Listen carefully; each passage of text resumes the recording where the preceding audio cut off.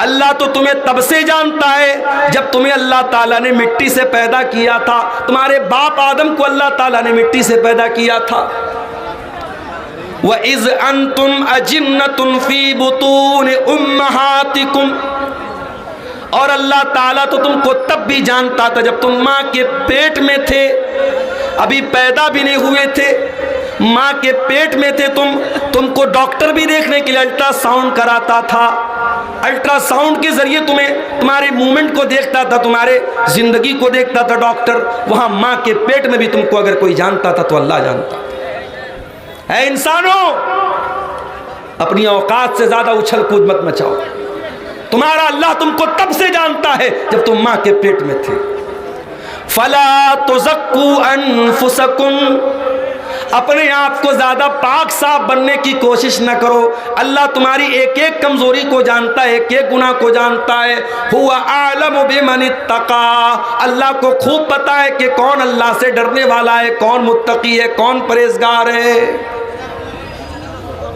फितने इश्क में मुब्तला हो गए,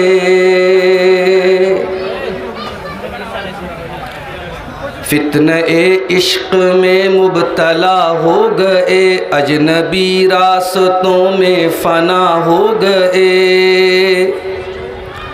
जानते हैं सभी पर न माने कोई, जानते हैं सभी पर न माने कोई, इस मोबाइल से हम बेहया हो गए। जाने मन जाने जा आपसे प्यार है, रोज़ो शब रस्मी जुमलों की तकरार है। जाने मन जाने जा आपसे प्यार है, रोज़ो शब रस्मी जुमलों की तकरार है। रस्मी जुमलों की जद में कई मर्दो जन, नफ्सो शैतान के हम नवा बन गए। इस मोबाइल से हम बेहया हो गए, इस मोबाइल से हम बेहया हो गए। गैर महरम के गम में परेशान हैं, दौरे हाजिर के ऐसे मुसलमान हैं। गैर महरम के गम में परेशान हैं, दौरे हाजिर के ऐसे मुसलमान हैं।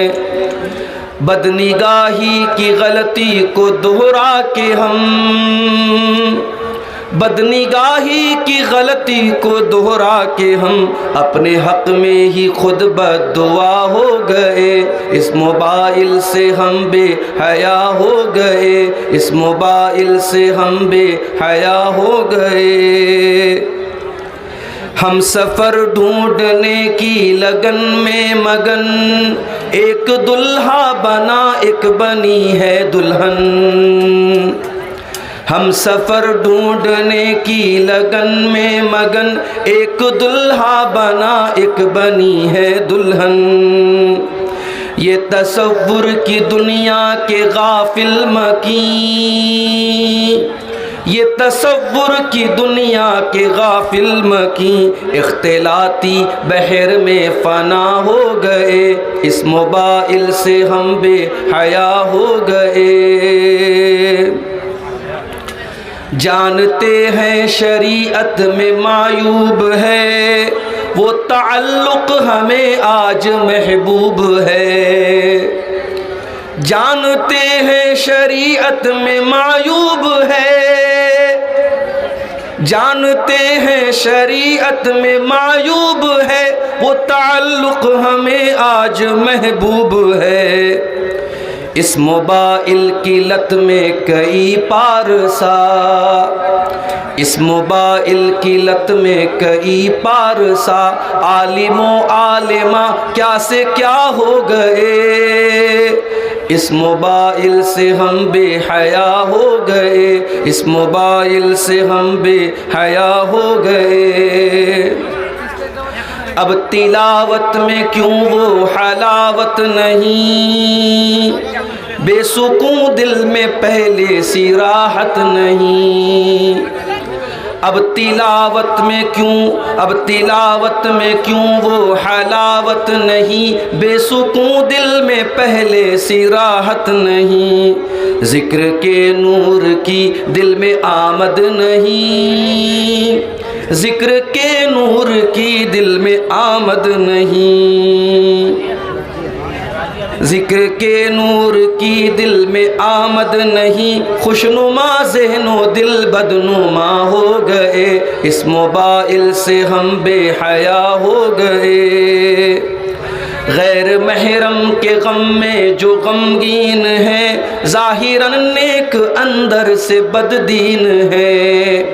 गैर महरम के गम में जो गमगीन है, ज़ाहिरन नेक अंदर से बददीन है। खालिक़े दिल को दिल में बसाते नहीं, खालिक़े दिल को दिल में बसाते नहीं। मेरे अशआर से वो खफा हो गए, मेरे अशआर से वो खफा हो गए, इस मोबाइल से हम बेहया हो गए।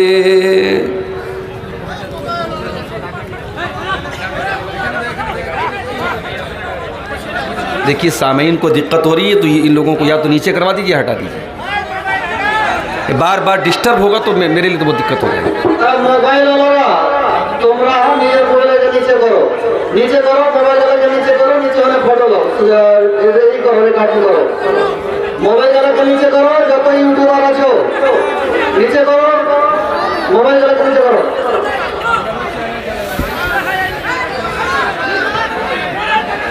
গোলমাল করিয়েন না, গোলমাল করিয়েন না, আমরা বলছি। আপনারা হাল্লা করিয়েন না, এখানে যারা দায়িত্বে আছে তারা বলছে। সবাই বড় কথা বললে অসুবিধা হয়ে যাবে। আপনারা মোবাইলটা একটু নিচে করেন, সবাই উঠেন, আঙুলটা নিচে করেন, নাহলে বন্ধ করে দেওয়া যাবে। নিচে করেন।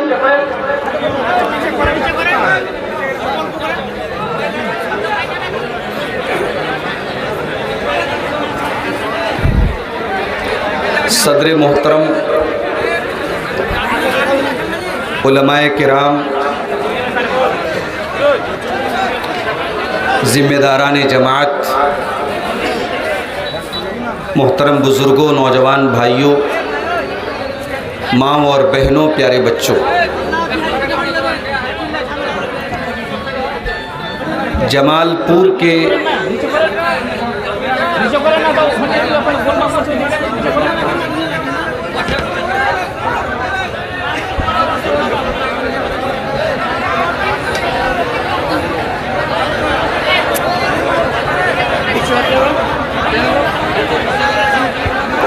আপনারা গোলমাল করবেন তো জালসা বেকার হয়ে যাবে। মেহমানের খাতির করেন, সবাই কথা বলিয়েন না। এখানে যারা জিম্মেদার আছেন ওরা কথা বলছে, এটা যথেষ্ট হয়ে যায় নাকি আপনারা কথা বলছেন? এই মোবাইল ওলা ভাইরা আপনারা নিচে করেন, না হতা দেখা যাবে। ভলেন্টিয়ার রাখবো, এখানে হটে করে দেবে। 5 মিনিটের মধ্যে হটে বসা দেবে। 5 মিনিট টাইম দেওয়া হয়েছে নিচে করার। 5 মিনিটের মধ্যে আপনারা নিচে করেন, না হটে দেওয়া যাবে। সবাই সুবিধা রাখেন। টাইম এমনি তো অল্প, আর আপনারা ডিস্টার্ব করছেন। जमालपुर का ये प्रोग्राम जो मस्जिद की तामीर व तोसी के सिलसिले में मुनक़िद हुआ है। आज के इस प्रोग्राम में मुझे आपके सामने अल्लाह के फजल व करम से, उसकी तौफीक से हाज़िर होने का मौका नसीब हुआ है। चूँकि पिछले दिनों यहाँ से करीबी इलाक़ों में कई एक प्रोग्रामों में वादा करने के बावजूद कुछ मजबूरियों की वजह से और इमरजेंसी हालात की वजह से मैं शामिल नहीं हो पाया। चाहे वो मौलाना हनीफ साहब के ज़रिए लिया गया प्रोग्राम महाराजपुर का प्रोग्राम रहा हो, चाहे वो सिरासिन का प्रोग्राम रहा हो, दिलालपुर के मदरसे का प्रोग्राम हो, बरहेट का प्रोग्राम हो, लगातार 4-5 प्रोग्रामों में कुछ इमरजेंसी हालात की वजह से मैं शामिल नहीं हो पाया। बहुत सारे लोगों को डाउट था कि आज के प्रोग्राम में भी मैं आ पाऊंगा या नहीं आ पाऊंगा। और जब दोपहर में मैं यहाँ के कुछ भाइयों के साथ 4 व्हीलर से फरक्का से इस गांव में आ रहा था, तो मैंने देखा कि रास्ते में जितनी जान पहचान वाली दुकानें मिल रही थी, ये लोग बार बार उनको इत्तला दे रहे थे कि देखिए मौलाना साहब आ गए हैं, आप लोग 9 बजे तक आ जाइए। मसला मेरे साथ ये भी है कि मुझे अभी 11:40 पे ट्रेन भी पकड़ना है पाकुड़ से, कलकत्ता जाना है, वहाँ से मेरा आगे का सफ़र है, बेंगलोर की फ़्लाइट है मेरी सुबह 5 बजे। वक्त बहुत महदूद है और मैं मसले की नज़ाकत को भी समझ रहा हूँ कि प्रोग्राम चंदे का प्रोग्राम है। मुझसे पहले जो बुज़ुर्ग मौलाना बैठे हुए थे वो चंदा कर रहे थे, मेरा दिल चाह रहा था कि वो और चंदा करें, आप हजरात उनके हाथ पे लाला के चंदा दे भी रहे थे, लेकिन मजबूरी ये भी है कि मुझे 11 बजे स्टेज भी छोड़ना है।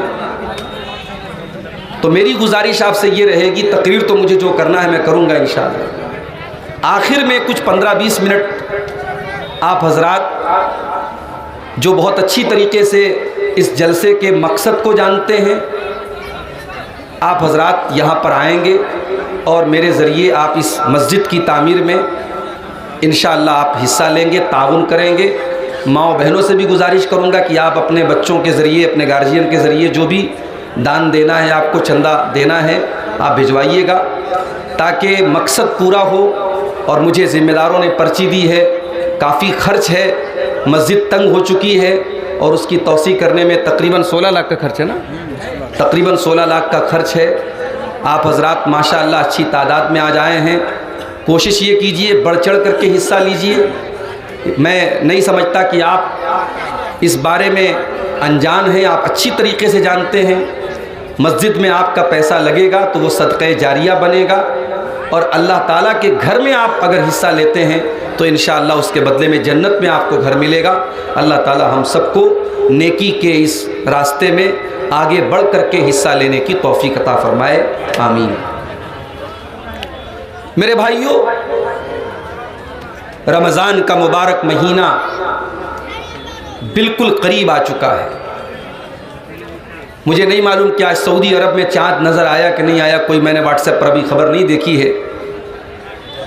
हो सकता है कि कल हमारे मुल्क में चाँद नज़र आ जाए और पहला रोज़ा हम परसों से इंशाअल्लाह रखें।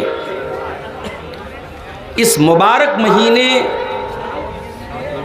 के इस्तकबाल के तौर पर, इसके वेलकम के तौर पर, इसके स्वागत के तौर पर मैं चंद बातें आपके सामने रखना चाहूँगा। हमारी और आपकी एक आदत है, हमारे घर में जब कोई बड़ा मेहमान आता है तो हम उस मेहमान के हिसाब से तैयारी करते हैं। कुछ नहीं करते तो कम से कम अपने घर को, अपने कमरे को, अपने आंगन को, अपने मेहमान खाने को हम साफ करते हैं कि भाई हमारा मेहमान आ रहा है, वो एक अच्छा मैसेज लेकर के जाए। रमज़ान का मुबारक महीना ये भी एक मेहमान बन के आ रहा है और ये इतना मुबारक मेहमान है कि जब ये महीना आता था, अल्लाह के प्यारे नबी सल्लल्लाहु अलैहि वसल्लम अपने सहाबा को खुशखबरी सुनाते थे। आप बताते थे सहाबा को कि बहुत बेहतरीन महीना आ चुका है, बहुत बरकत वाला महीना आ चुका है। नसई की सही रिवायत है, जब रमज़ान का महीना आता था अल्लाह के नबी अपने सहाबा से फरमाते थे, अताकुम रमज़ान शहरुन मुबारकुन फरदल्लाहु अज़्ज़ा व जल्ला अलैकुम सियामा। ऐ मेरे सहाबा, रमज़ान आ चुका है, बरकत वाला महीना आ चुका है। इस महीने के रोज़े तुम्हारे ऊपर फ़र्ज किए गए हैं, तुफ्तहु फी अब्वाबुस समा, इस महीने में आसमान के दरवाजे खोल दिए जाते हैं। व तुगलक़ु फी अब्वाबुल जहीम, और जहन्नम के दरवाजे बंद कर दिए जाते हैं। व तुगल्लु फी मरदतुश शयातीन, और इस महीने में सरकश किस्म के शैतानों को कैद कर दिया जाता है, जकड़ दिया जाता है। लिल्लाहि फीहि लैलतुन हिय खैरुम मिन अल्फि शहर, अल्लाह की कसम इस महीने में एक रात ऐसी है जो 1000 महीनों से बेहतर है। मन हुरिमा खैरहा फ़क़द हुरिमल खैर कुल्ला, जो उस रात की इबादत से महरूम हो गया, जो उस रात की भलाई से महरूम हो गया, वो तमाम भलाइयों से महरूम हो गया। ये मुबारक महीना बिल्कुल करीब आ चुका है। इस मुबारक महीने के आने से पहले हम जरा अपना अपना जायजा लें कि हम रमजान में एंट्री करने जा रहे, रमजान में दाखिल होने जा रहे, हमारा हाल क्या है। कहीं ऐसा तो नहीं कि हम गुनाहों की दलदल में डूबे हुए हैं। कहीं ऐसा तो नहीं दुनिया में हमारे घर में मेहमान आता है, हम अच्छा कपड़ा पहनते हैं, घर को सजाते हैं, आंगन को सजाते हैं, और रमजान का महीना आ रहा है और हम और आप अल्लाह की नाफरमानियों में डूबे हुए हैं, गुनाहों में डूबे हुए हैं, हमारे दिल गंदगियों से भरे हुए हैं। मेरे प्यारे साथियों, इस मेहमान के लिए अपने आप को तैयार करो, और इस मेहमान के लिए अपने आप को तैयार करना है तो सबसे पहला काम यही करो कि तौबा करो अल्लाह ताला से। हमें से बहुत सारे लोग ऐसे हैं, पिछले साल वो हमारे बीच में थे, इस साल वो हमारे बीच में नहीं है। उनमें बुजुर्ग लोग भी हैं, 80-90 साल के होकर के अल्लाह के पास चले गए, और ऐसे भी लोग आपके बीच में रहे होंगे जो बिल्कुल नौजवान थे, यंग थे, और किसी बीमारी में, किसी हादसे में, किसी एक्सीडेंट में उनका इंतकाल हो गया और वो अल्लाह को प्यारे हो गए। मुझे याद है इसी झारखंड के इलाके में एक महीना भी शायद नहीं हुआ होगा, देवघर के इलाके में मेरा प्रोग्राम था, और अगले दिन मुझे बनारस जाना था। सुबह मेरी क्लास का मामला था, वहाँ भी ऐसा ही हुआ। रात में 11-साढ़े 11 बजे तक मेरी तकरीर हुई, और वहाँ रात भर का प्रोग्राम नहीं होता। उन लोगों ने कहा ठीक है मौलाना, आपकी तकरीर आखिरी होगी और आप करके निकल जाइएगा। 4 व्हीलर से मैं वहाँ गया था, और तकरीर करके जैसे ही मैं वहाँ से निकला हूँ, आधा घंटे के बाद फ़ोन आया कि यहाँ बहुत बड़ा हादसा हो गया। उस प्रोग्राम से तकरीबन 4-5 किलोमीटर की दूरी पर एक गांव था, उस गांव का नाम था नारोडी। उस गांव का एक नौजवान, बिल्कुल यंग 20-22 साल का नौजवान लड़का, वो लड़का प्रोग्राम में आया था, और बाद में जब फोटो मैंने देखा तो मुझे याद आया कि वो लड़का मुझसे मिलने भी आया था। तकरीर के बाद मैं स्टेज से उतरा, मुसाफा भी उसने किया था। वो बाइक से आया था प्रोग्राम में, और प्रोग्राम ख़त्म होने के बाद जब वो लड़का वापस जाने लगा तो मेन रोड से जब वो मुड़ने लगा है, टर्न करने लगा है, उसने सोचा कि रात का समय है, इंडिकेटर जलाने की क्या ज़रूरत है। उसने डायरेक्ट गाड़ी को मोड़ा है, इंडिकेटर का उसने कोई इशारा नहीं दिया। पीछे से पिकअप ने उसको टक्कर मारी है, और इतनी ज़ोरदार टक्कर मारी, पिकअप अपने आप में भारी गाड़ी होती है, उसकी बाइक में जाके वो पिकअप लड़ी है। वो लड़का ऑन द स्पॉट इंतकाल कर जाता है। छोटे छोटे 2 बच्चे हैं उसके। उसकी बीवी ने नहीं सोचा होगा कि हमारा शौहर जलसे में जा रहा है, वापस नहीं आ पाएगा, उसका जनाजा आएगा, उसकी लाश आएगी। उसके माँ बाप ने नहीं सोचा था कि हमारा बच्चा कुछ देर के बाद हमसे जुदा हो जाएगा। मगर यही कड़वी सच्चाई है मेरे प्यारे साथियों, मौत आती है और हमारी हंसती खेलती जिंदगी को उदासी और गम में बदल देती है।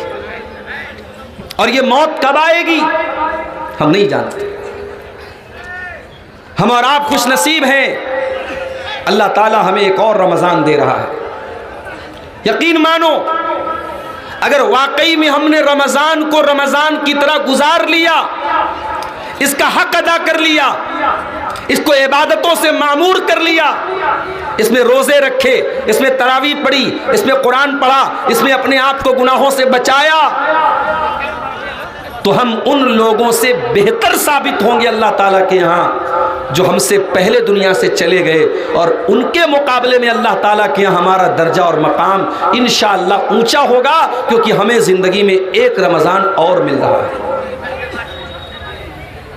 नबी अकरम के दौर में एक ही इलाके के दो लोग ईमान लाते हैं, दोनों साथ में इस्लाम लाते हैं, दोनों साथ में कलमा पढ़ते हैं। दोनों में से एक इंसान दीन के मामले में ज्यादा मेहनती होता है, ज्यादा एक्टिव होता है, ज्यादा फुर्तीला होता है। दूसरा भी दीनदार है लेकिन कम है, अपने भाई की तरह ज्यादा एक्टिव नहीं है, ज्यादा मेहनती नहीं है। जो भाई ज्यादा मेहनत करता था, ज्यादा एक्टिव था, वो अल्लाह की राह में लड़ते लड़ते शहीद हो जाता है, इंतकाल कर जाता है। दूसरा भाई जो उतना ज्यादा मेहनती नहीं था, 1 साल के बाद वो अपनी नेचुरल मौत से इंतकाल करता है, वो शहीद नहीं होता है, वो तबई तरीके से, नेचुरल तरीके से मर जाता है। दोनों भाइयों का इंतकाल हो गया, एक अल्लाह की राह में शहीद हो गया और 1 साल के बाद दूसरा भाई नॉर्मल तरीके से अल्लाह को प्यारा हो गया, इंतकाल हो गया। अब जरा गौर से सुनिएगा, हदीस के जो रावी हैं हजरत तलहा बिन उबैदुल्लाह, ये वो सहाबी हैं जो 10 सहाबे किराम जिनको नबी ने जन्नती होने की बशारत सुनाई है, जिनको अशरे मुबश्शरा कहा जाता है, उनमें से एक है हजरत तलहा रजी अल्लाह ताला, वो हदीस के रावी हैं। हजरत तलहा कहते हैं कि मैंने ख्वाब देखा कि मैं जन्नत के दरवाजे पर खड़ा हूं। इतने में जन्नत में से एक आने वाला आया, यानी फरिश्ता आया, और उसने उन 2 भाइयों में जिसका इंतकाल बाद में हुआ था उसको जन्नत में जाने की इजाजत दे दी, और उसके बाद जो अल्लाह की राह में शहीद हुआ था, जो मेहनती लड़का था, जो मेहनती इंसान था, उसको उसके बाद जन्नत में जाने की इजाजत दी। पहले वो जन्नत में गया जिसका इंतकाल 1 साल के बाद हुआ था, और जो अल्लाह की राह में शहीद हुआ था और मेहनती था, ज्यादा एक्टिव था, वो बाद में जन्नत में गया। और फिर फरिश्ता मेरे पास आया और उसने कहा फइन्नका लम यानि लका बादू, अभी तेरे जन्नत में जाने का टाइम नहीं आया है। उसके बाद हजरत तलहा कहते हैं मेरी नींद खुल गई। सुबह मैंने ये ख्वाब जब सहाबा को बताया, लोगों को बताया, तो सहाबा को बड़ी हैरत हुई कि ये कैसे संभव है, ये कैसे पॉसिबल है। एक इंसान दीन के काम में आगे आगे रहता था, मेहनत करता था, अल्लाह की राह में शहीद हो गया था, वो बाद में जन्नत में जा रहा है, और जो उतना ज्यादा मेहनत नहीं करता था वो पहले जन्नत में जा रहा है, ये कैसे पॉसिबल है। जब ये बात अल्लाह के प्यारे नबी जनाब मुहम्मदुर रसूलुल्लाह सल्लल्लाहु अलैहि वसल्लम तक पहुंची, तो आपने सहाबा से पूछा कि किस बात पर तुम्हें हैरत हो। सहाबा ने कहा अल्लाह के नबी, जिसका इंतकाल बाद में हुआ वो पहले जन्नत में कैसे चला गया, ये बात हमको समझ में नहीं आ रही है। अल्लाह की राह में शहीद होने वाला और दीन के काम में ज्यादा मेहनत करने वाला बाद में, और वो इंसान पहले जन्नत में चला गया, ये कैसे हो गया। आपने फरमाया सुनो, अलैसा कद मकस बादहु सनतन, जिसका इंतकाल बाद में हुआ था, क्या उसको 1 साल और ज्यादा नहीं मिला जिंदगी में। साहबा ने कहा 1 साल उसको ज्यादा मिला। अलैसा कद अद्रक रमजान, क्या उसको जिंदगी में 1 रमजान और ज्यादा नहीं मिला। हाँ अल्लाह के नबी, उसको 1 रमजान और ज्यादा मिला। वसल्ला फी सनतिन मिन सजदती कज़ा व कज़ा, और साल भर में उसने इतनी ज्यादा नमाजें अपने भाई के मुकाबले में ज्यादा पढ़ी कि नहीं पढ़ी। हाँ अल्लाह के नबी, उसने 1 साल की ज्यादा नमाजें पढ़ी। आपने फरमाया फमा बैनहुमा अबअदु मिम्मा बैनल अर्दि वस्समा, दोनों के मकाम और मर्तबे के बीच में उतनी ही दूरी है जितनी जमीन और आसमान के बीच में दूरी है। अल्लाह अकबर। 1 साल बाद मरने वाला इंसान अपने भाई से मकाम व मर्तबे में इतना दूर है, इतना बड़ा उसका मकाम है जितना ज़मीन व आसमान के बीच का फासला और गैपिंग है। मेरे प्यारे साथ, हम और आप वो खुशनसीब लोग हैं मेरे साथ। हमें ज़िंदगी में एक रमज़ान और मिलने जा रहा है। दुआ कीजिए, और सहाबा भी ये दुआ करते थे, अल्लाहुम्मा सल्लिम लना, अल्लाहुम्मा सल्लिमना ले रमज़ान। ऐ अल्लाह तू रमज़ान तक हमको सलामत रख, व सल्लिम लना रमज़ान, और रमज़ान को सलामती वाला हमारे लिए बना दे, व तसल्लम हो मिन्ना मुतक़ब्बला, और रमज़ान में हम जो इबादत करें ऐ अल्लाह तो उसको कबूल फरमा ले। ये सहाबा की दुआ थी, ये ताबईन की दुआ थी। मेरे साथियों, आओ दुआ करें हम, अल्लाह ताला हमको सेहत के साथ, सलामती के साथ रमज़ान के महीने को गुजारने की तौफीक अता फरमाए। देखिए, बीच बीच में माहौल मैं देख रहा हूँ कि कहीं से कुछ शोर होने लगता है, कोई आवाज़ आने लगती है। आप सुकून से तकरीर सुने। मैं बहुत लंबी तकरीर आज कर नहीं पाऊँगा, मेरे पास टाइम भी कम है, आखिर में चंदा भी करना है। आप सुकून से सुने, इंशाअल्लाह जो बातें आपके सामने बयान होंगी बहुत अहम बातें और काम की बातें आपके सामने आएंगी। आप मजलिस का जो वक़ार है, सुकून है, आप बहुत सीरियस होकर सुन रहे हैं, इसको बाकी रखिए। मेरे भाइयों, मैंने जो आयत आपके सामने खुतबे में पढ़ी थी वो सूरह निसा की आयत है।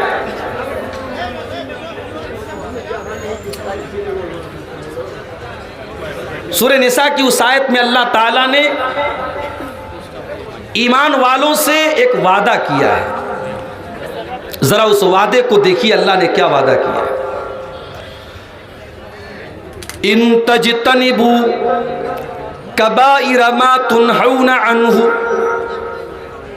अगर तुम बचोगे बड़े बड़े गुनाहों से, कबीरा गुनाहों से, इन तजतनिबू कबाइर मा तुनहूना अन्हु, अगर तुम उन बड़े बड़े गुनाहों से बचोगे जिनसे तुमको मना किया जाता है, रोका जाता है, इन तजतनिबू कबाइर मा तुनहूना अन्हु नुकफ्फिर अन्कुम सय्यिआतिकुम, अगर तुम कबीरा गुनाहों से बचोगे, अगर तुम बड़े बड़े गुनाहों से बचोगे तो हम बाकी के गुनाहों को तो ऐसे ही माफ़ कर देंगे। वनुदखिलकुम मुदखलन करीमा, और हम तुमको बेहतरीन जगह में दाखिल करेंगे, जन्नत में दाखिल करेंगे, हम तुमको जन्नती बना देंगे अगर तुम कबीरा गुनाहों से बचोगे। सवाल ये पैदा होता है, कबीरा गुनाह किसको कहते हैं? अभी रुक जाइए, कबीरा गुनाह किसको कहते हैं इसका मतलब हम अभी आपको समझाएंगे। आइए एक और आयत देखते हैं, कुरान के 27वें पारे की सूरह नज्म की आयत। अल्लज़ीना यजतनिबूना कबाइरल इस्मि वल फवाहिश इल्लल लमम, अल्लाह के नेक बंदे वो होते हैं जो कबीरा गुनाहों से और गंदे कामों से बचते हैं, जो जिना से बचते हैं, जो बदकारी से बचते हैं, जो फहश कामों से, वल्गर कामों से, अश्लील कामों से बचते हैं। इल्लल लमम, हाँ अगर कभी पैर फिसल जाए, कभी कोई छोटी मोटी गलती हो जाए तो अलग बात है इंसान होने के नाते, लेकिन अल्लाह के नेक बंदों की पहचान यही है कि वो बड़े बड़े गुनाहों से बचते हैं। अल्लज़ीना यजतनिबूना कबाइरल इस्मि वल फवाहिश इल्लल लमम, अल्लाह फरमाता है वो बड़े बड़े गुनाहों से बचते हैं अल्लाह के नेक बंदे। इन्ना रब्बका वासिउल मग़फ़िरा, बेशक तुम्हारा रब बहुत ज़्यादा माफ़ करने वाला है। हुवा आलमु बिकुम इज़ अंशाकुम मिनल अर्दी, दो आयतें मैंने आपके सामने पढ़ी, एक सूरह नज्म की आयत पढ़ी और एक सूरह निसा की आयत पढ़ी। इन दोनों आयतों में कॉमन बात क्या मिली कि अल्लाह के जो नेक बंदे होते हैं वो कबीरा गुनाहों से बचते हैं। सवाल ये पैदा होता है कबीरा गुनाह किसको कहते हैं? तो नोट कर लीजिए कि कबीरा गुनाह उन गुनाहों को कहा जाता है जिनको शरीयत में, जिनके करने वाले के ऊपर जहन्नम की वईद सुनाई गई, जिसके करने वाले पर कुरान में या अल्लाह के रसूल की हदीसों में कहा गया हो कि अगर ये काम करोगे तो जहन्नम में जाओगे, वो कबीरा गुनाह है। या उस काम पर अजाब की वईद आई हो कि अजाब मिलेगा तुमको, या उस काम के करने वाले पर शरीयत में हद जारी की गई हो। मिसाल के तौर पे जिना है, अगर कुंवारा लड़का लड़की जिना करेगा 100 कोड़े मारे जाएंगे और 1 साल के लिए शहर से निकाला जाएगा। शादीशुदा अगर जिना करेगा उसको पत्थरों से मार मार के खत्म किया जाएगा। चोरी करने वाले का हाथ काटा जाएगा। तो जिस गुनाह पर शरीयत में हद जारी की गई हो, सजा मुकर्रर की गई हो, वो गुनाह भी कबीरा गुनाह है। तो जिस गुनाह पर अजाब की या जहन्नम की वईद सुनाई गई हो, या जिस गुनाह पर शरीयत में हद जारी की गई हो, उस गुनाह को गुनाह कबीरा कहा जाता है। और अल्लाह कह रहा है कि अगर तुम कबीरा गुनाहों से बचोगे तो बाकी गुनाहों को हम ऑटोमेटिक माफ कर देंगे। अब सवाल ये पैदा होता है कि कौन कौन से गुनाह ऐसे हैं जो कबीरा गुनाह है। बहुत सारे ऐसे गुनाह हैं और 1-1.5 घंटे की, 1.25 घंटे की तकरीर में उन सारे गुनाहों को आपके सामने बयान नहीं किया जा सकता। उलमा ने मोटी मोटी किताबें लिखी हैं। कभी मौका मिले तो पढ़ो मेरे प्यारे साथियों। अगर फेसबुक से और इंस्टाग्राम से और सोशल मीडिया पर वाहियात चीज़ों को देखने से अगर मौका मिले तो कम से कम कुछ मुताला कर लो, कुछ स्टडी कर लो, कुछ पढ़ लो। और ये तो हमारे बड़े काम की चीज़ें और हमारे आखिरत की नजात इससे जुड़ी है कि हम जाने कि वो कौन से गुनाह है जो कबीरा गुनाह है, ताकि उन गुनाहों से हम अपने आप को, अपने दामन को बचा लें। तो सारे गुनाहों को तो बयान नहीं किया जा सकता, चंद मोटी मोटी चीज़ों को, चंद अहम चीज़ों को जिनको शरीयत में कबीरा गुनाह कहा गया है, आज की तकरीर में मैं बयान करूंगा और उसके बाद आपसे इजाज़त ले लूंगा। सबसे बड़ा गुनाह, कबीरा गुनाहों में भी सबसे बड़ा गुनाह, अकबरुल कबाइर कौन सा गुनाह है? चलो भाई जमालपुर वालों, चलो आपका एक इंटरव्यू ले लेते हैं, बताओ कौन सा गुनाह है? शिर्क करना। अकबरुल कबाइर, तमाम कबीरा गुनाहों में सबसे बड़ा गुनाह क्या है? अल्लाह के साथ शिर्क करना। क्या मतलब अल्लाह के साथ शिर्क करना? अल्लाह के साथ शिर्क करने का मतलब यह है कि अल्लाह ताला का हक किसी और को दे देना। जो काम अल्लाह ताला के लिए करना जायज़ है, वो काम किसी और के लिए करना। मिसाल के तौर पे अल्लाह के अलावा किसी और से दुआ करना, अल्लाह के सिवा किसी और के नाम से जानवर ज़बाह करना, अल्लाह के सिवा किसी और के आगे सजदा करना, अल्लाह के सिवा किसी और के बारे में ये अकीदा रखना कि ये मेरी बिगड़ी बना देगा, ये मेरी बीमारी दूर कर देगा, ये मेरी तकलीफ दूर कर देगा, ये मेरा दुख दूर कर देगा। ये शिर्क है। और ये शिर्क कितना बड़ा गुनाह है? आइए कुरान खोलते हैं। इन्नल्लाह ला यगफिरु अन युशरक बिही व यगफिरु मा दून ज़ालिका लिमन यशा। अल्लाह ताला शिर्क को माफ़ नहीं करेगा। शिर्क से छोटे जो गुनाह हैं, शिर्क से कमतर जो गुनाह हैं, वो तो अल्लाह ताला क्या माफ़ हो जाएंगे, शिर्क माफ़ होने वाला नहीं है। इन्नहु मन युशरिक बिल्लाहि फ़क़द हर्रमल्लाहु अलैहिल जन्नह। जो अल्लाह के साथ शिर्क करेगा, अल्लाह ताला ने उसके ऊपर जन्नत को हराम कर दिया है। व मअवाहुन नार, उसका ठिकाना जहन्नम है। व मा लिज़्ज़ालिमीन मिन अंसार, और शिर्क करने वालों का अल्लाह ताला क्या कोई मददगार नहीं होगा, कोई साथ देने वाला नहीं होगा। इतना खतरनाक गुनाह है शिर्क करना। अल्लाह ने कुरान में सूरह अनाम के अंदर 18 नबियों का जिक्र करने के बाद फरमाया, वलौ अशरकू लहबिता अन्हुम मा कानू यामलून। अगर हमारे ये 18 नबियों ने भी अगर शिर्क किया होता, इनकी सारी नेकियां बर्बाद हो गई होती। सबसे बड़ा गुनाह शिर्क करना। अल्लाह कुरान में अपने नबी से कहता है, वलक़द ऊहिया इलैका व इलल्लज़ीना मिन क़ब्लिका लइन अशरकत लयहबतन्न अमलुक व लतकूनन्न मिनल ख़ासिरीन। ऐ मेरे हबीब, अगर आपने भी शिर्क कर दिया तो आपके भी तमाम के तमाम अमल बर्बाद हो जाएंगे और आप भी खसारा उठाने वालों में से हो जाएंगे। शिर्क से अपने आप को बचाओ मेरे साथियों। आज मैं इस इलाके में बैठा हूँ और खुशी के साथ ये कहता हूँ कि ये वो इलाका है जहाँ आपको शिर्क के अड्डे बहुत कम मिलेंगे, ना के बराबर मिलेंगे। एक बड़ी तादाद हमारे उन भाइयों की है जो कुरान और हदीस को फॉलो करते हैं, जो शिर्क व बिदअत से दूर रहते हैं। ये बहुत खुशी की बात है और बहुत खुशकिस्मती की बात है मेरे साथियों। आप यकीन नहीं करेंगे, मेरे पास ऐसे भी फोन आते हैं कि मौलाना साहब मैं फला इलाके में रहता हूं, मेरे घर से करीब में कोई ऐसी मस्जिद नहीं है जहां सही तरीके से नमाज पढ़ी जाती है। मस्जिदें हैं, सुन्नत के खिलाफ नमाज पढ़ी जाती है, मस्जिद के अंदर कब्र है, मज़ार है, सजदा होता है, शिर्क होता है। हमारा दिल गवारा नहीं करता उस मस्जिद में नमाज पढ़ने के लिए, हम क्या करें। आज आपके घर से चंद कदम की दूरी पर मस्जिद है और आप सुकून के साथ सुन्नत के तरीके पर नमाज पढ़ते हैं। ये बहुत बड़ी बात है मेरे साथियों। बहुत सारे लोग इस नेमत से महरूम हैं। अगर अल्लाह ताला ने आपको ऐसे माहौल में पैदा किया है कि आप अल्लाह की तौहीद पर हैं, अल्लाह का शुक्र अदा कीजिए। बहुत सारे लोग इस नेमत से महरूम हैं। मेरे प्यारे साथियों, इस तौहीद की नेमत की कदर कीजिए और मरते दम तक शिर्क से अपने दामन को बचाइए और अपने बच्चों को भी बचाइए।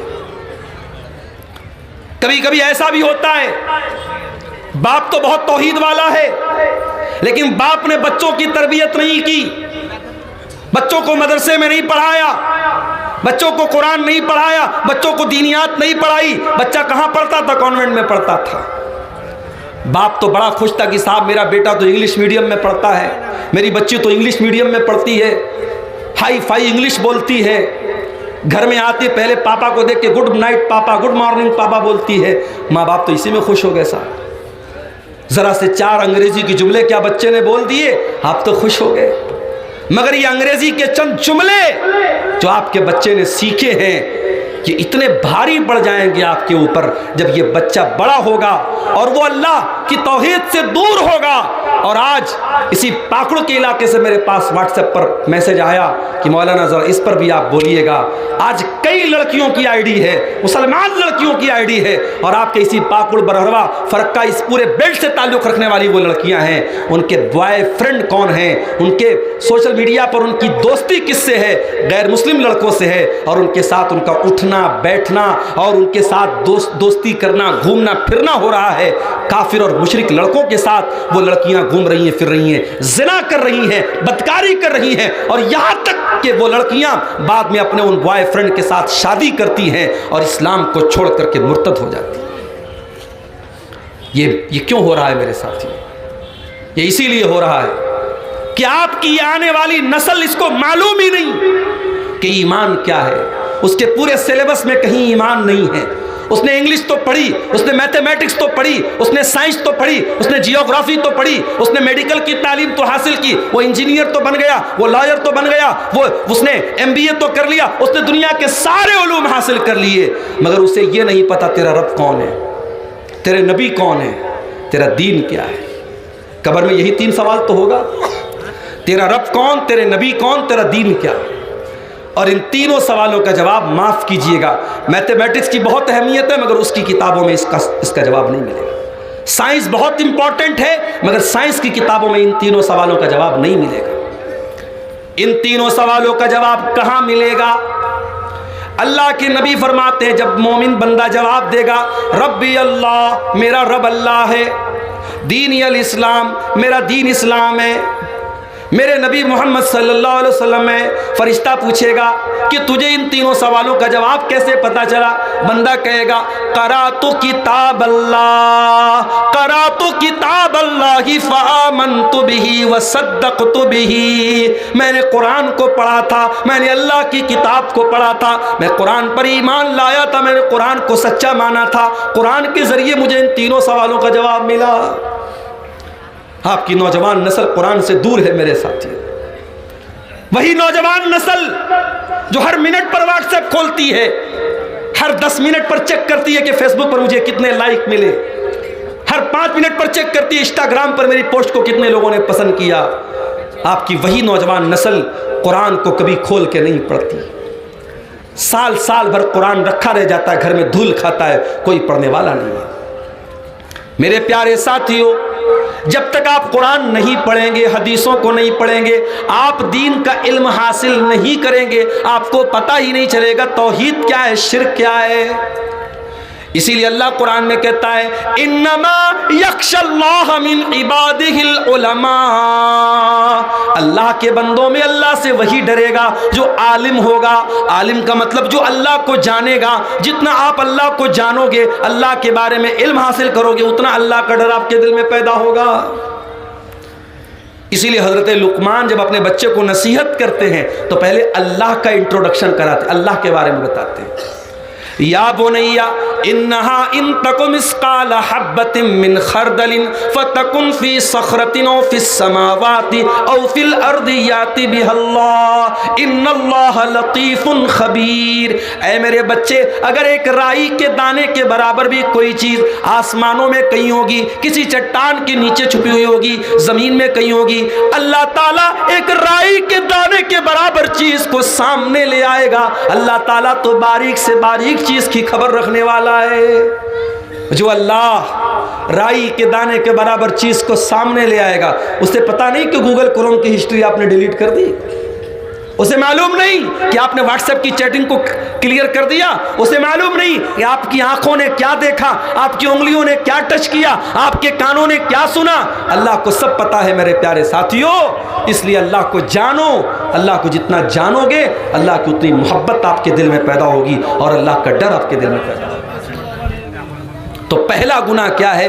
अल्लाह के साथ शिर्क करना। आज एक बड़ा तबका उम्मत का शिर्क कर रहा है।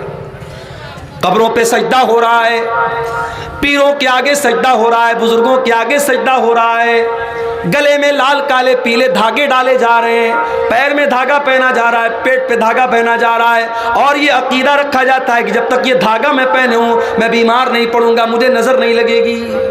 ये शिर्क है, और शिर्क अल्लाह ताला क्या माफ होने वाला गुनाह नहीं है मेरे प्यारे साथी। इसीलिए शायर कहता है वो दी जिससे तौहीद फैली जहां में, वो दी जिससे तौहीद फैली जहां में, वो बदला गया आके हिंदोसिता में।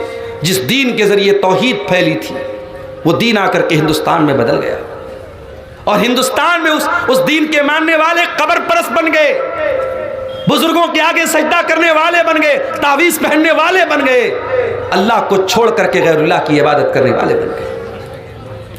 इसीलिए मौलाना हाली कहते हैं करे गैर गरबुत की पूजा तो काफिर, कवाकिब में माने करिश्मा तो काफिर, झुके आग पर बहरे सजदा तो काफिर, जो ठहराए बेटा खुदा का तो काफिर, मगर मोमिनों पर कुशादा है राहें, परस्तिश करें शौक से जिसकी चाहे, नबी को जो चाहे खुदा कर दिखाएं, इमामों का रुतबा नबी से बढ़ाएं, मज़ारों पे जा जा के नजरें चढ़ाए, शहीदों से जा जा के मांगे दुआएं, न तौहीद में कुछ फर्क इससे आवे, न इस्लाम बिगड़े न ईमान जावे। मुसलमान शिर्क कर रहा है, और मुसलमान ये सोचता है कि साहब मैं तो कलमा पढ़ता हूं, मेरा शिर्क तो शिर्क नहीं है। नहीं, अल्लाह का कानून एक है मेरे प्यारे साथी। इसीलिए इब्राहीम अलैहिस्सलाम अल्लाह की बारगाह में दुआ करते हैं वजुनुबनी व बनिया अन नाबुदल असनाम, आय अल्लाह तो मुझे भी शिर्क से बचाना, और मेरी आने वाली नस्लों को भी तो शिर्क से बचाना, मेरी औलाद को भी तो शिर्क से बचाना। तो ये पहला गुनाह है, कबीरा गुनाह। कौन सा? शिर्क। अल्लाह ताला हम सबको शिर्क से बचने की तौफीक अता फरमाए। दूसरा गुनाह, दूसरा बड़ा गुनाह, किसी बेकसूर को कत्ल करना, किसी निर्दोष की हत्या करना। वला तक़्तुलुन नफ्सल्लती हर्रमल्लाहु इल्ला बिल हक़्क़ि, किसी इंसान को कत्ल न करो जिसकी जान को अल्लाह ताला ने हराम करार दिया है। हाँ, उसको कत्ल किया जा सकता है जिसको कत्ल करने का हक है, जिसको कत्ल करने की शरीयत में परमिशन दी गई है। किसको कत्ल करने की परमिशन दी गई है? अल्लाह के नबी फरमाते हैं 3 लोग ऐसे हैं जिनको कत्ल करने की शरीयत में इजाज़त दी गई है। अस्सय्यिबुज़्ज़ानी, एक वो इंसान है जो शादीशुदा है और ज़िनाकार है, उसकी शरीयत में सज़ा क्या है? सज़ाए मौत है।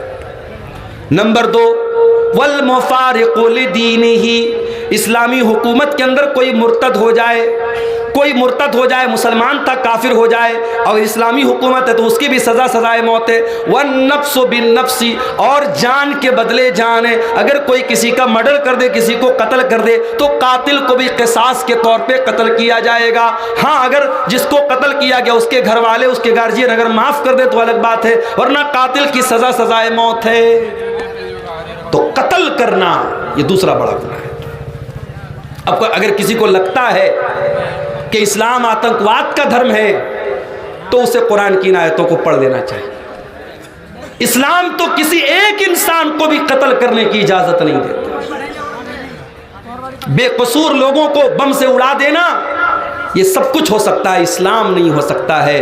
ये काम किसी भी मजहब का मानने वाला करे, इस्लाम का मानने वाला अगर ये काम करता है तो कान खोल करके सुन ले, इस्लाम का दामन इससे बरी है। इस्लाम बेगुनाहों की हत्या करने की इजाजत नहीं देता है। और आगे बढ़िए, तीसरा कबीरा गुनाह, वला यज़्नून, अल्लाह के नेक बंदे जिना नहीं करते। जिना करना, बदकारी करना, ये तीसरा बड़ा गुनाह है। इतना बड़ा ये गुनाह है कि कुरान में अल्लाह ने जब जिना का जिक्र किया, ये नहीं फरमाया कि जिना मत करो, फरमाया वला तक़रबुज़्ज़िना इन्नहु कान फ़ाहिशतन व साअ सबीला। जिना के करीब भी मत जाओ, जिना के करीब भी मत जाओ, ऐसा कोई काम ही मत करो कि जिना की नौबत आए। इसीलिए जब औरत घर से निकले, इस्लाम ने हुक्म दिया वो पर्दे में निकले। या अय्युहन नबिय्यु कुल्लि अज़वाजिका व बनातिका व निसाइल मुमिनीना युदनीना अलैहिन्ना मिन जलाबीबिहिन्ना ज़ालिका अदना अन युरफ़ना फला युज़ैन। ऐ नबी, अपनी बीवियों से कह दीजिए, अपनी बेटियों से कह दीजिए, और तमाम मुसलमान औरतों से कह दीजिए, जब वो घर से निकले तो अपने ऊपर जिल्बाब डाल लें, अपने ऊपर चादर डाल लें, अपने हुस्न की नुमाइश न करें, अपनी खूबसूरती को जाहिर न करें, पर्दे में रहें। पर्दा उनकी पहचान बनेगा, ये पर्दा दुनिया को बताएगा ये इज्जतदार लड़कियां हैं और कोई उनको छेड़ने की जरूरत नहीं करेगा। ये पर्दे का हुक्म क्यों दिया गया? ताकि ज़िना के कोई करीब भी न जाए। मर्दों को हुक्म दिया गया, कुल लिल मुमिनीन यगुद्दू मिन अबसारिहिम। ऐ नबी, मोमिन मर्दों से कह दीजिए अपनी निगाहों को नीचे रखें, वयहफ़ज़ू फ़ुरूजहुम, और अपनी शर्मगाह की हिफाजत करें। यह निगाहों को नीचे रखने का हुक्म क्यों दिया गया? ताकि आप ज़िना के करीब न जाएं। नौजवान लड़का शादी के काबिल हो जाए, नौजवान लड़की शादी के काबिल हो जाए, क्यों हुक्म दिया गया कि जल्दी से उसकी शादी की जाए ताकि कोई ज़िना के करीब न जाए? फरमाया या माशर शबाबी मन इस्तता मिनकुमुल बा। ऐ नौजवानों, जब तुम शादी के काबिल हो जाओ तो निकाह कर लो। फ़इन्नहु अग़ज़्ज़ु लिलबसर व अहसनु लिलफ़र्ज। इसलिए कि जब शादी करोगे तो तुम्हारी आंखें झुक जाएंगी और तुम्हारी शर्मगाह महफूज हो जाएगी। ज़िना के करीब भी मत जाओ, इसीलिए कहा गया उसको, उसी के लिए जल्दी से निकाह करने का हुक्म दिया गया। अभी एक मैसेज आया मेरे पास कि एक लड़की है, औरत है, वो कहीं निकाह करना चाह रही है, कोई लड़का है, दीनदार लड़का है, लेकिन बाप राजी नहीं है लड़की का। क्यों? उसकी कास्ट अलग है। हमारे यहाँ बड़ा मसला ये कि कास्ट भी चलती है। शेख है तो शेख में ही शादी करेगा, अंसारी है तो अंसारी में ही शादी करेगा, जिस बरादरी का इंसान है उसी बरादरी में निकाह करेगा। जबकि इस्लाम में कोई कास्टिज्म तो नहीं है, इस्लाम में कोई बरादरीवाद तो नहीं है। अब भाई बाप राजी नहीं है, लड़का दीनदार है, नमाजी है, सब कुछ है, लेकिन बाप राजी। अब लड़की किसी के जरिए मसला पूछवा रही है कि मौलाना साहब, शरीयत तो ये कहती है कि लड़की की शादी उसके वली की इजाज़त के बगैर नहीं हो सकती, और मेरा बाप दीनदार लड़के से शादी न करके मेरी शादी बेदीन से कर, मैं क्या करूं? अब हम लोग भी कभी कभी परेशान हो जाते कि क्या जवाब दें।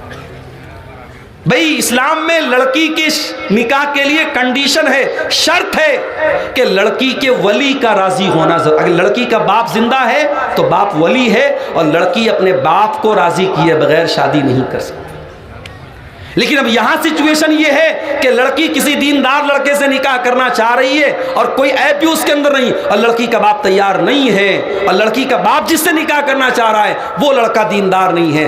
अब मैंने इस पर जब मसला देखा, उलमा के फतवे देखे, तो अल्लामा इब्न उसैमीन का एक फतवा देखा। उन्होंने कहा कि अगर किसी ऐसी सिचुएशन में लड़की का बाप गलत जगह लड़की की शादी कर रहा है, जो रिश्ता सही नहीं है, लड़का दीनदार नहीं है, और लड़की का बाप सिर्फ उसकी जमीन जायदाद और दौलत देकर के शादी कर रहा है, तो ऐसी कंडीशन में लड़की के वली होने के हक से वो महरूम हो जाएगा, और उस इलाके के जो जिम्मेदार लोग होंगे, जो आलिम होंगे बड़े, या जो उस इलाके का जो जिम्मेदार होगा, उसको लड़की जाएगी और वहां जाकर के अपना केस रखेगी और वो वली बन करके उस लड़की का सही जगह निकाह कराएगा।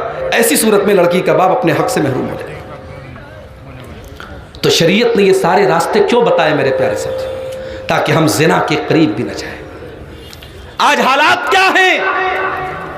लड़की घर से निकलती है, उसका पूरा शरीर नजर आता है, बेपर्दा और बेहया होकर के वो लड़की घर से निकलती है। और जो लड़कियां कॉलेजों और स्कूलों में पढ़ती हैं वो तो ये समझती है कि भाई ये पर्दा वर्दा तो ये मदरसे में पढ़ने वाली लड़कियों को सूट करता है, हम तो अप टू डेट हैं, हम तो हाई फाई हैं, उनको अपने सर पे तो पट्टा रखने की जरूरत भी महसूस नहीं होती। याद रखो मेरी प्यारी बहनों, मेरे माओ बहनों, ये आपका पर्दा, ये आपके ईमान की अलामत, आपके मुसलमान होने की अलामत है। अल्लाह कुरान में अपने नबी से कहता है, वकुल्लिल मुमिनाति यग़ज़ुज़्न मिन अबसारिहिन्ना व यहफ़ज़्न फ़ुरूजहुन्ना। ऐ नबी, मुसलमान औरतों से कह दीजिए, मोमिना औरतों से कह दीजिए कि वो अपनी शर्मगाह की हिफाजत करें, अपनी आंखों को पस्त रखें, वला युबदीन ज़ीनतहुन्ना, और अपनी जीनत को जाहिर न करें, अपनी खूबसूरती को जाहिर न करें। यहां तक कहा अल्लाह ने, वलयज़रिबना बिखुमुरिहिन्ना अला जुयूबिहिन्ना। ऐ मुसलमान औरतों, तुम अपने दुपट्टे को अपने सीने पर रखो। बाप सामने है, बेटा सामने है, अपना भाई सामने है, महरम रिश्तेदार सामने है, महरम के सामने भी औरत अपने दुपट्टे को सीने पर रखेगी, गरेबान पर रखेगी। अपने महरम के सामने भी औरत को बेपर्दा होने की इजाजत नहीं है, अपनी जीनत को ढांपने का हुक्म दिया गया है। क्यों कहा अल्लाह के नबी ने कि जब कोई लड़का लड़की, जब कोई मर्द औरत अकेले में मिलते हैं, ला यखलुवन्न रजुलुन बिइम्रातिन इल्ला वसालिसुहुम शैतान। जब कोई मर्द किसी औरत से अकेले में मिलता है तो तीसरा शैतान होता है। क्यों कहा? ताकि जिना के करीब भी न जाए। और आज कान खोल के सुन लो, ये जिना का बहुत आसान रास्ता सोशल मीडिया के जरिए से पैदा हुआ है। ये व्हाट्सएप पर जो बातें हो रही हैं, ये जो फेसबुक के जरिए इंट्रोडक्शन हो रहा है, बाप माफ कीजिएगा, मैंने ऐसे केस भी देखे हैं, लड़का मदरसे का पढ़ा हुआ आलिम है, लड़की मदरसे की पढ़ने वाली आलिमा है, सारी जिंदगी कुरान और हदीस पढ़ते पढ़ाते रहे हैं, मगर इस सोशल मीडिया ने उनको भी जिना के गड्ढे में डाल दिया है जाकर। शैतान तो आलिम के साथ भी लगा है, शैतान तो आलिमा के साथ भी लगा है। खबरदार, अपनी बहनों से कहना चाहूंगा और उनके गार्जियन से भी कहना चाहूंगा, लड़कियां अगर अभी छोटी हैं, क्या जरूरत है उनके हाथ में मुस्तकिल एक मोबाइल देने की? मैं ये नहीं कहता लड़कियां मोबाइल इस्तेमाल ना करें, अभी बच्ची छोटी है, अभी क्लास 8-9 में पढ़ रही है, उसके हाथ में अपना पर्सनल मोबाइल होना क्यों जरूरी है? जब लड़कियां समझदार हो जाएं, मैच्योर हो जाएं, तब उनको मोबाइल दीजिए और इस नसीहत के साथ मोबाइल दीजिए कि ये मोबाइल नहीं है, ये दो धारी तलवार है। इस तलवार से तुम अपने आप को भी कत्ल कर सकती हो, अपनी इज्जत का जनाजा भी इसी मोबाइल से निकाल सकती हो। अपनी बहनों से कहना चाहूंगा, अगर आपको फेसबुक पर आईडी बनाने का शौक है तो बनाओ। अगर आप ये कहती हैं कि हम फेसबुक का इस्तेमाल अल्लाह के दीन की तबलीग के लिए करते हैं और अच्छी चीज़ों को शेयर करते हैं, इस बात की गारंटी मुझे दे दीजिए कि आप किसी के साथ चैटिंग नहीं करेंगे। शैतान कहां से हमें जिना के रास्ते पे लेके जाएगा, हम सोच भी नहीं सकते मेरे साथियों। मुसलमान लड़की फेसबुक चला रही है, दूसरा मुसलमान लड़का उसके प्राइवेट चैट बॉक्स में आता है, अस्सलाम वालेकुम मेरी इस्लामी बहन कैसी हो तुम। पहले सलाम से बात शुरू होती है, इस्लामी बहन कह करके बात शुरू करता है, और फिर मुलाकातें और बातें और लंबी चौड़ी बातें और एक दूसरे का इंट्रोडक्शन, और फिर शैतान कहाँ लेके पहुंचा देता है, बदकारी और ज़िनाकारी तक लेके जाके पहुंचा देता है। इसलिए खबरदार, सोशल मीडिया के इस फितने से अपने दामन को बचाओ। मैंने शुरू में जो तकरीर के पहले एक नज़्म पढ़ी थी, उस नज़्म में भी मैंने यही पैगाम दिया था। इस मोबाइल से हम बेहया हो गए। आज बेहयाई इस मोबाइल ने बहुत फैला दिया है मेरे साथ। आप यकीन नहीं करेंगे, छोटी छोटी बच्चियाँ, क्लास 8 क्लास 9 में पढ़ने वाली बच्चियाँ, आज जब वो स्कूलों में जाती हैं तो अब वो बहुत अच्छे घर से ताल्लुक़ रखती हैं, दीनदार घर है, बाप नमाजी है, भाई नमाजी है, माँ नमाजी है, घर में दीन का माहौल है। लेकिन जब स्कूल में जाती हैं तो वहाँ दूसरी लड़की कहती है, अरे तेरे कितने बॉयफ्रेंड हैं। ये बॉयफ्रेंड बनाने का कल्चर, ये गर्लफ्रेंड बनाने का कल्चर, ये लड़का लड़कियों का दोस्ती करने का कल्चर, फिर मिलने जुलने का कल्चर, ये आज हमारे समाज को बर्बाद कर रहा है। हमारी छोटी छोटी बच्चियों को ज़िना के रास्ते पे लेके जा रहा है। आज आप बड़े बड़े शहरों की बात नहीं कर रहा हूं, ये पाकुड़ तो एक छोटा शहर है। आप पाकुड़ चले जाएं, फरक्का चले जाएं, मालदा चले जाएं, आप मुसलमानों की किसी बस्ती में चले जाएं, आज जो ज़िना के अड्डे हैं, जो होटल्स हैं, जो पार्क हैं, जो रेस्टोरेंट्स हैं, कोई ऐसा ज़िना का अड्डा नहीं मिलेगा जहां आपको कोई बुर्का नशीन लड़की, बुर्का पोश लड़की आपको न मिल जाए। आज ज़िना के इन अड्डों पर आपकी बुर्का वाली इस्लामी बहनें भी पाई जा रही हैं। ये पूरी कौम के लिए चुल्लू भर पानी में डूब मरने का मकाम है मेरे साथी। वला तक़रबुज़्ज़िना, ऐ मेरे बंदो तुम ज़िना के करीब भी न जाना। नबी अकरम को ख्वाब में वो मंजर दिखाया गया।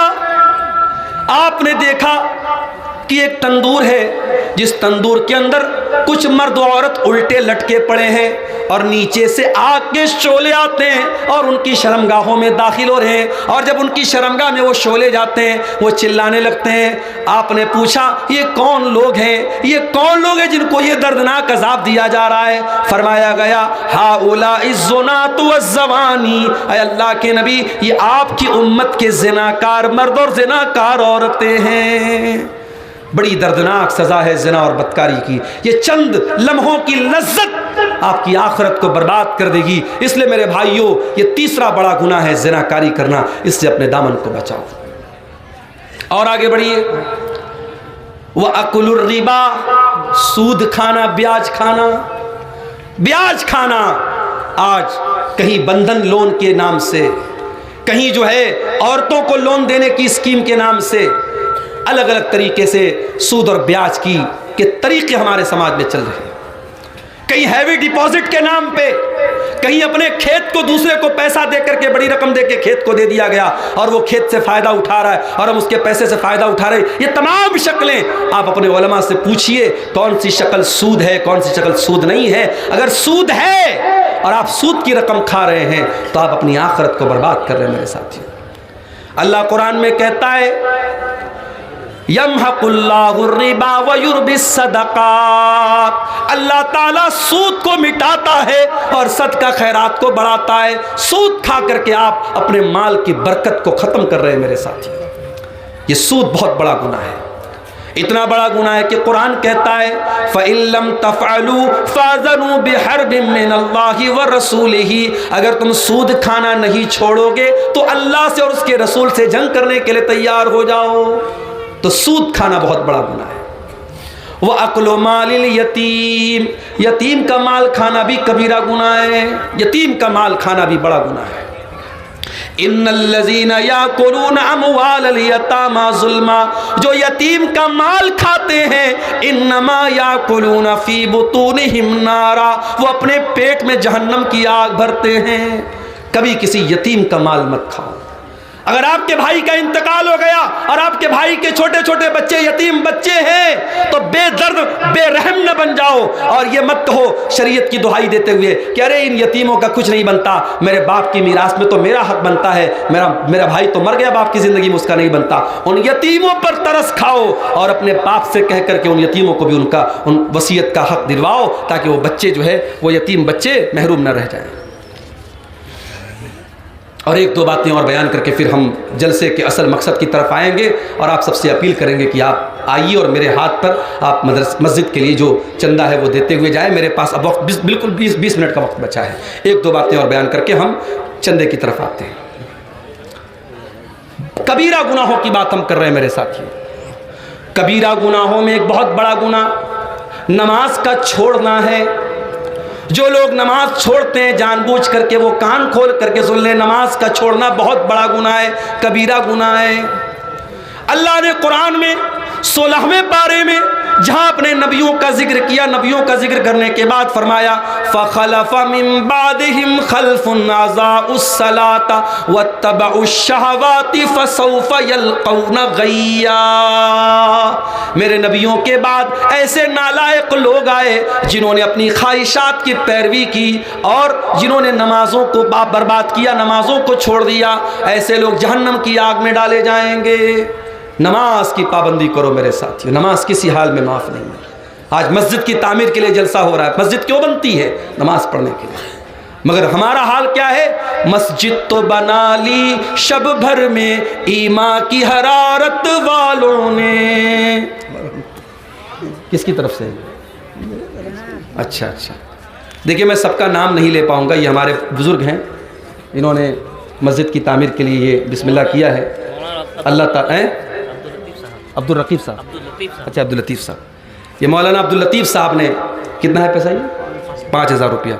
अल्लाह ताला मौलाना की उम्र में बरकत अता फ़रमाए, मौलाना के इल्म व अमल में और उनकी सेहत में अल्लाह ताला बरकत दे और अल्लाह ताला उनके इस चंदे को कबूल फ़रमाए। मेरे प्यारे साथियों आ जाइए, मेरे पास वक्त बहुत कम है, 15 से 20 मिनट का टाइम बचा है। अल्लाह अकबर। ये देखिए मोतियुर रहमान भाई ने 500 रुपये का चंदा पेश किया है। ये किसी बेनाम साहब ने, साहिब खैर ने 500 और 1000 का चंदा पेश किया है। रब्बुल आलमीन आप सबके चंदे को कबूल फरमाए। आलम 10,000, आलम माशाअल्लाह, आलम भाई ने 10,000 रुपया मस्जिद के लिए ताउन पेश किया है। अल्लाह ताला आलम भाई के इस चंदे को कबूल फरमाए, उनके माल में बरकत दे। भाइयों आओ आगे बढ़ो, ये अल्लाह के घर का मामला है। अल्लाह का घर आपको दावत दे रहा है, बुला रहा है। आप मोहब्बत करते हैं अगर मस्जिद से, दीन से, उलमा से, आप आगे बढ़िए और बढ़ चढ़ करके इसमें हिस्सा लीजिए। माशाअल्लाह, ये हमारे मुस्तफ़ीज़ भाई हैं, इन्होंने अपने वालिद की तरफ से ये 500 रुपये का चंदा पेश किया है। वालेकुम सलाम। अल्लाह ताला आपके इस चंदे को 500 रुपये चंदा आपने पेश किया है, अल्लाह कबूल फरमाए। और ये हफीज़ुर रहमान साहब हैं, इन्होंने 100 रुपये का चंदा पेश किया है, अल्लाह ताला इनके चंदे को कबूल फरमाए। भाइयों आगे बढ़िए, वक्त कम है, कमेटी वाले भी जो है नज़रें गाड़े हुए हैं क्योंकि 15-20 मिनट का वक्त बचा है। ये किसी और भाई ने भी 500 रुपये का चंदा पेश किया है, अल्लाह इनके चंदे को कबूल फरमाए। माँ बहनों से भी गुजारिश करता हूँ कि आप आगे बढ़ें, मस्जिद की तामीर का मामला है, आपके लिए सदक़ा जारिया बनेगा। आप हजरात अगर अपनी ज़रूरतों के लिए उठ रहे हैं तो ठीक है, अच्छी बात है, लेकिन अभी प्रोग्राम बाकी है, मेरे बाद भी ख़तीब हैं, मेरे साथ मसला और मजबूरी है, मुझे निकलना है, लेकिन आप हजरात बैठें, प्रोग्राम में आप शामिल हों। अच्छा माशाअल्लाह, ये भाई की इनकी दादी ने दिया है 500 रुपये का चंदा और 200 रुपया बेनामी चंदा है। अल्लाह ताला इनके चंदे को कबूल फरमाए। आइए आगे बढ़े। देखिए भाई 100 के नोट नहीं चले चंदे में, 500 कम से कम दीजिए। आइए आगे बढ़िए, अल्लाह ताला आप सबके चंदे को कबूल फरमाए। मैं बगैर गिने दे रहा हूँ सामने, अल्लाह ताला आप सबके ताउन को कबूल फरमाए। अल्लाह ताला आपके सेहत में, दौलत में बरकत अता फरमाए। और जो लोग मरहूमीन की तरफ से चंदा दे रहे हैं, अल्लाह ताला उनके मरहूमीन की मग़फ़िरत फरमाए। रमज़ान का बिल्कुल करीब वक्त आ चुका है, ये आखिरी प्रोग्राम है रमज़ान के पहले, जिसमें आप हज़रात शामिल हो रहे हैं। ये 2000 रुपया है, अल्लाह ताला इनके चंदे को कबूल फरमाए। आप सब आइए आगे बढ़िए और 10 मिनट मेरे हाथ पे चंदा देते हुए अल्लाह ताला के यहाँ अपने जन्नत में अपने घर को बनाते हुए आगे बढ़िए। माशाअल्लाह, आइए आइए, चले आओ, चमन तुमको बुलाता है। मन बना लिल्लाहि मस्जिदन बनल्लाहु लहु बैतन फिल जन्नह, मस्जिद की तामीर करने वाला जन्नत में अपना घर बनाता है। अल्लाह ताला तमाम चंदा देने वालों के चंदे को कबूल फरमाए। आखिरत में इसका बेहतरीन बदला आप लोगों को अल्लाह ताला अता फरमाए। महबूब आलम भाई ने 500 रुपये का चंदा पेश किया है। अच्छा, इन्होंने मुस्तफ़ी साहब ने 200 रुपया हैं। अच्छा माशाअल्लाह, 5000 है माशाअल्लाह। 5000 का ये अलग चंदा है, 500 का अलग है और ये शायद 500 अलग है। अल्लाह ताला इन सारे चंदे को कबूल फरमाए। अल्लाह ताला, मैं नाम नहीं भी लूँगा तो समझिए सवाब मिलेगा इंशाअल्लाह। असल चीज़ नीयत है। तमाम चंदा देने वालों के चंदे को अल्लाह ताला कबूल फरमाए। आइए आगे बढ़िए और देते हुए, मस्जिद का मामला अल्लाह के घर का मामला है, नेकी के काम में इस बढ़ चढ़ करके हिस्सा लीजिए। अल्लाह ताला आप सबके चंदे को कबूल फरमाए। आइए बढ़िए, बस 5 मिनट का वक्त हमारे पास और है, देर न कीजिए, आगे बढ़िए और इस कार्य खैर में हिस्सा लीजिए। अल्लाह आप सबके ताउन को कबूल फरमाए। अल्लाह आप माशाअल्लाह, अल्लाह ताला कबूल फरमाए। आइए आगे बढ़िए। माशाअल्लाह माशाअल्लाह, अल्लाह ताला आप लोगों की इस चंदे को इस मस्जिद की तामीर में अल्लाह ताला कबूल फरमाए और जल्द से जल्द तौफीक दे इस गांव के लोगों को कि शानदार मस्जिद को ये तामीर करें। माशाअल्लाह माशाअल्लाह। आइए आइए, अल्लाह ताला आप सब के चंदों को कबूल फरमाए, आपके माल में, सेहत में और अल्लाह ताला अमल में बरकत अता फरमाए। माशाअल्लाह 500 रुपये का ताउन इन्होंने हमारे बुज़ुर्ग ने पेश किया। अल्लाह ताला कबूल फरमाए। भाई हमारे बाद वाले मुकर्रिर को तरफ से बुलाइए, स्टेज पर लाइए अब्दुल साहब को। अस्सलाम, आइए, अल्लाह कबूल फरमाए। आइए माशाअल्लाह माशाअल्लाह, अल्लाह ताला आप सबके चंदे को कबूल फरमाए। मेरी मजबूरी थी कि मुझे आप लोगों से जल्दी इजाज़त लेना पड़ रहा है। अल्लाह ताला आप सबके चंदे को कबूल फरमाए। आइए आगे बढ़िए। मस्जिद का मामला है भाइयों, बढ़ चढ़ करके हिस्सा लीजिए, पीछे न रहिए। अल्लाह ताला सबके चंदे को कबूल फरमाए। अपने घर की तामीर के लिए आपकी कुर्बानी अल्लाह ताला कबूल फरमाए। आपके माल में अल्लाह ताला बरकत अता फरमाए। बारकोड भी मौजूद है, जो लोग ऑनलाइन करना चाहें बारकोड के ज़रिए कर सकते हैं। आप हजरात बिल्कुल इसमें पीछे न रहें। माँ बहनों से भी गुजारिश करता हूँ कि वो भी आगे बढ़ें। ये किसी भाई ने 1000 रुपये का चंदा जी जी जी, जो भी ये चंदा आ रहा है बगैर गिने और बगैर नाम लिए मैं रख रहा हूँ। बस अल्लाह ताला नीयतों को जानता है, दिलों को जानता है। अल्लाह आप सब के चंदे को कबूल फरमाए। और मैं जानता हूँ आप लोग माशाल्लाह बहुत दिल खोल करके ताउन कर रहे हैं और करेंगे इंशाअल्लाह।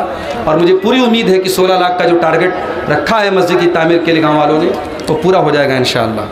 अल्लाह ताला आप लोगों के चंदों को कबूल फरमाए। छोटे छोटे बच्चे भी यहाँ आ रहे हैं और चंदा अपने माँ बाप की तरफ से वो पेश कर रहे हैं। अल्लाह ताला उनके चंदों को कबूल फरमाए। माशाअल्लाह, अल्लाह कबूल फरमाए। अल्लाह आप सबको के माल में